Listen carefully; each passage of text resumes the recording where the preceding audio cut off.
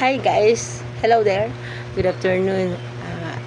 As you can hear, it's raining. Yes, but let's continue.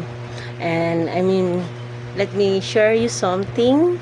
Yes, about this is about revenge, and this is very important to put in our mind. Yes, you know that revenge is not the answer.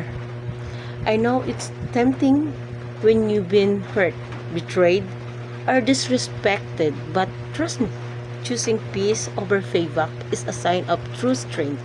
When you spend your energy trying to get even, you lose sight of your own growth and healing.